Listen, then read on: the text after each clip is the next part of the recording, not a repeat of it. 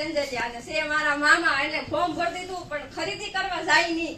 એટલે એનો ફોન એવો કે પાણકી તું દુકાને જા. પણ કહેવાય છે ને કે આપણે માનીએ નહીં, કારણ કે સસ્તું ખાધું હોય ને મોંઘું પરબારું બતાવે એટલે આપણને મગજમાં ઉતરે નહીં. એટલે સાહેબે કીધું કે હાલો આપણે દુકાને જવાનું છે, ખરીદી કરવાની છે. મેં કઈ વાંધો નહીં. દુકાને ગઈ, શક્કર મારી, મને કે તને ગમતું એવું તું લઈ લે.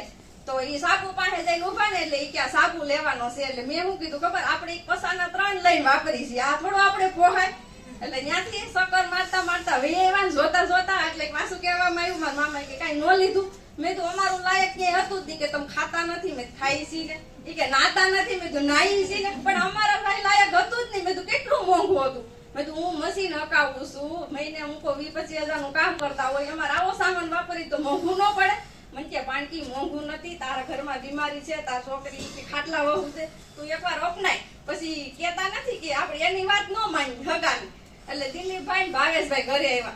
સાહેબ જેવા દાદરો સડે ને સાહેબ બાજુમાંથી ઉતરી જાય. દિલીપભાઈ નક્કી કર્યું કે આ અઝીરભાઈ દાદરો સડે કે પેલા મારે દાદરો સડી જાવ. અને બે કેવો પ્લાન કર્યો, વસારે બેહાડ દીધા. પછી ઉપર રહેવા, ઉપર રહેતા હતા, નીચે મારા મમ્મી ની રહેતા હતા. પ્લાન એવો કર્યો. મારા મમ્મી ને ઘેરે બધા બેઠા બેઠક કરી. એટલે મને કે ઓલા સાહેબ આવ્યા છે ને કે હું છે ને આનો પીસો હટે ને એકવાર એને મળી આવું. મેં કઈ વાંધો નહીં, આપણે તો હું નોલેજ ન હોય. મેં તો આ જાવ. પણ એને થોડુંક મગજમાં ઉતરું કે કઈક મારા માટે કઈક છે. અને બીજે દિવસે દિનેશભાઈ નો માઇન્ડ પાવર પ્રોગ્રામ. તો મને મારી કહેવાનું એમ કે આપણે ખોટી થઈને અને આ બિઝનેસ માં જવું એ બધું ખોટું છે. એટલે મારા મમ્મીએ પ્લાન કર્યો કે જમાઈને માઇન્ડ પાવર પ્રોગ્રામ માં લઈ જવા છે. તો જમાઈ લઈને મારી મમ્મી ગયા એને માઇન્ડ પાવર પ્રોગ્રામ કરો. અને મને કહેવામાં આવ્યું કે હું એક પ્રોગ્રામ છે ને અહીંયા હું જાઉં છું. મેં કઈ વાંધો નહીં. એટલે મેં તો કઈ ગઈ છે, જીવનમાં કોઈ દી આવું કઈ જોયું નહોતું.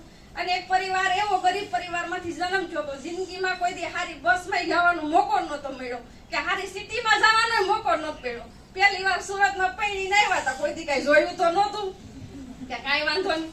અને ઈ આખો દી વહી ગયા ને આપણે તો કેવી સિસ્ટમ, મીટિંગમાં જાવ એટલે ફોન બંધ કરી દેવાનો અને વાતચીત કઈ થાય નહીં. અને ઈ તો માઇન્ડ પાવર કરીને આવ્યા ને એટલે મગજમાં તો એવું સરસ એને ગોઠવાઈ ગયું. અને મેં બોલવાનું ચાલુ કર્યું, એને સાંભળવાનું ચાલુ કર્યું. પછી મારા મમ્મી પાછા ઉપર રહેવા. મને કે તને કઈ ખબર છે અહીંયા કેવી મીટિંગ હતી? એના જીવનમાં ઉતરી ગયું માઇન્ડ પાવર પ્રોગ્રામમાં. મેં કઈ વાંધો નહીં, કઈ એને એવું મારા મગજમાં બેહારવા માટે મને ભીલવાડા લઈ ગયા. કહેવામાં આવ્યું કે તમારે 2 માણસ ફરવા જવાનું છે. મેં તો જીવનમાં પહેલી વાર મોકો આવ્યો અને ઈ રાજસ્થાન જવાનું છે. આ કે આઈલી જઈ આવી. પણ ભગવાનને કઈક સારું કરવાનું હોય, આપણે કઈક સારું કર્યું છે ને બેન તો આપણને મોકો મળ્યો. ત્યાં ગયા ને તો કે ડાયમંડ ક્લબ કરવાનું છે. ડાયમંડ ક્લબ કરવામાં 10,000 ની ખરીદી કરવી પડે. ઓલો 500 રૂપિયાનો સામાન નહોતો લીધો. અને કહેવામાં આવ્યું ટીસી બાપાએ પ્લાન કર્યો. ટીસી બાપાએ શું કીધું? ઈ કે જેટલા ડાયમંડ ક્લબ કરતા હોય ને એટલા સ્ટેજ ઉપર વ્યા હોય. એને ઊંધા કાન રાખ્યા હતા. એટલે અમે જેટલા નોત કરતા ને ઉભા રહ્યા. પછી અમને બરકા તમે કેમ નથી કઈ સામાન નથી ખાતા, તમે નથી કરતા. જીવનમાં ત્યાંથી શીખવા મળ્યું, ડાયમંડ ક્લબ કરવાનો મોકો મળ્યો. કહેવત છે ને કે 100% સામાન વાપરો ને તો 100% રિઝલ્ટ આવે. અને મારી દીકરીને એટલી બીમારી હતી, લોહીની ટકાવારી 100% લોહી ઉડી ગયું. 10 દિવસે એકવાર સંડાસ જાય ટોયલેટ.